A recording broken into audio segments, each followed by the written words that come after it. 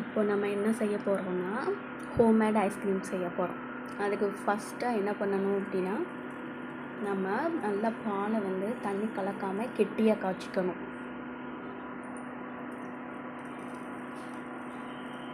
இப்போ பால் காய்க்கிற ப்ராசஸ் தான் போய்கிட்டுருக்கு. பொங்கி வரப்போகுது.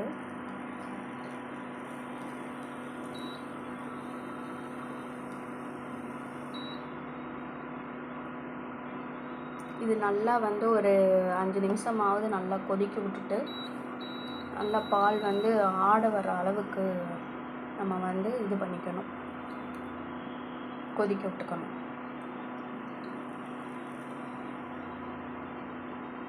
பால் நல்லா காய்ச்சியாச்சு. அதுக்கப்புறம் நல்லா ஃபேன் காற்றுல வந்துட்டு நல்லா ஆற வைக்கணும். இந்த கண்டிஷனில் நீங்கள் என்ன பண்ணணும்னா, ஜீனி, நம்ம ஐஸ்க்கு வந்து நல்லா ஜீனி அதிகமாக இருந்தால் தான் நல்லாயிருக்கும். அதனால் இந்த சூட்டோடு போட்டு ஜீனியை நல்லா கலந்து விட்டுருங்க. கலந்து விட்டுட்டு நல்லா ஆற வைங்க. ஆறுனதுக்கப்புறம் தான் நம்ம ஐஸ்கிரீம் செய்ய போகிறோம். ஐஸ்கிரீம் செய்கிறதுக்கு எல்லா ப்ராப்பர்ட்டியுமே ரெடியாக இருக்குது. இன்றைக்கி என்ன ஐஸ்கிரீம் செய்கிறேன்னு பார்க்கலாம். இப்போ நம்ம ஜீனி போட்டு கலக்கி வச்சுருக்கோம். அதனால் அதில் உள்ள அசடெல்லாம் அதில் இருக்கும், மண் தூசியெல்லாம் இருக்கும். அதனால் நம்ம வடிகட்டி இன்னொரு பவுலில் மாற்றிக்கலாம். ஓகே, அடுத்து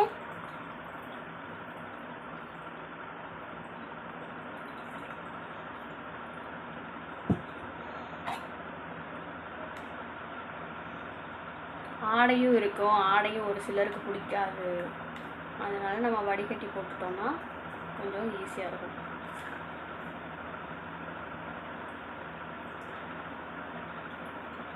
வடிகட்டியாச்சு. இப்போ நல்லா இந்த பால் ஆறுனதுக்கப்புறம் நம்ம ஐஸ்கிரீம் செய்ய ஆரம்பிக்கலாம்.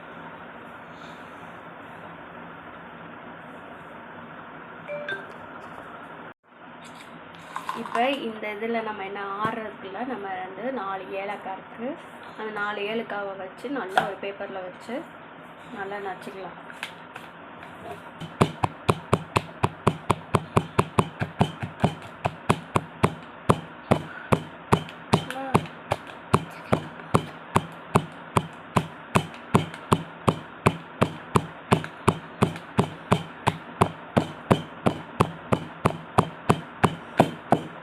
இப்போ நம்ம நக்கும்போது வந்து இந்த பச்சை கலர் தோல் மட்டும் தனித்தனியாக வந்துடும். அதை மட்டும் எடுத்துடணும். ஏன்னா ஐஸ்கிரீம் சாப்பிடும்போது சின்ன பிள்ளைங்களுக்கு டிஸ்டர்பன்ஸாக இருக்கும். அதனால இந்த பச்சை கலர்லாம் எடுத்துட்டு உள்ளே இருக்கிற அந்த விதை பிளாக் கலரில் இருக்கும்ல, அதை மட்டும் எடுத்து நான் நச்சு வச்சுருக்கேன். இது வந்து நம்ம ஐஸ்கிரீம் செய்யும்போது எல்லா பால்லையும் கலக்காமல் ஒரு கொஞ்சம் ஒரு இது இந்த அளவு, இல்லைனா இதை விட எல்லாருக்கும் ஏலக்காய் டேஸ்ட் பிடிக்காது. அதனால நம்ம கொஞ்சமாக சேர்த்தா போதும்.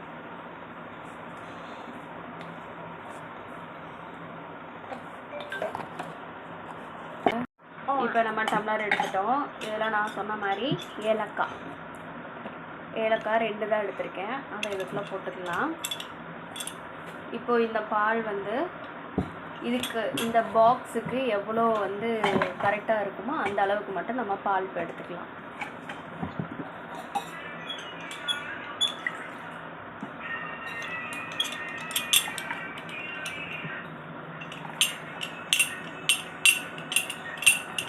இவ்வளோ எடுத்துருக்கோம்.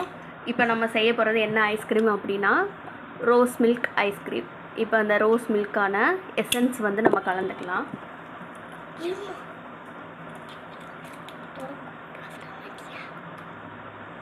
இதான் ரோஸ் மில்க் எசன்ஸு.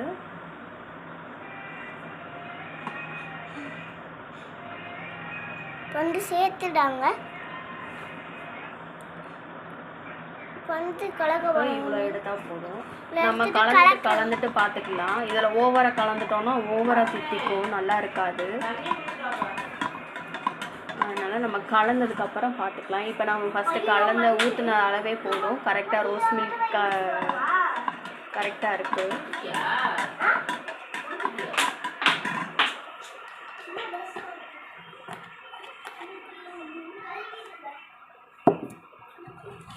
இப்போ நம்ம இந்த ஐஸ்கிரீம் இதில் ஊற்றிக்கலாம்.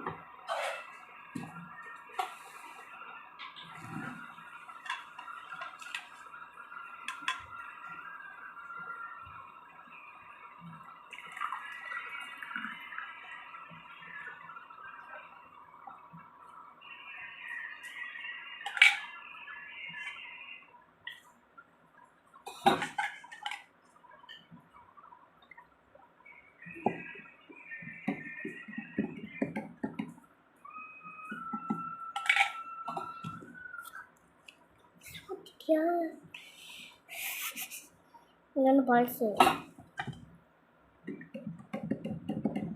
ஆல்ரெடி நம்ம ஜீனி போட்டு வச்சுருக்கோம். ரோஸ் மில்க் எசன்ஸு, ஏலக்காய் எல்லாமே சேர்த்தாச்சு. இதை அப்படியே ஐஸ் க்யூப்பில் ஊற்றியாச்சு. ஐஸ் க்யூப்பில் ஊற்றினதுக்கப்புறம் இது நல்லா டைட்டாக மூடிட்டு நம்ம ஃப்ரீசரில் வச்சுட்டு எப்படி இருக்குன்னு உங்களுக்கு நான் காட்டுறேன். ஃப்ரீசரில் ஒரு நேற்று நாங்கள் வச்சு இன்றைக்கி எடுத்தோம். கொஞ்சம் நல்லா இருந்துச்சு.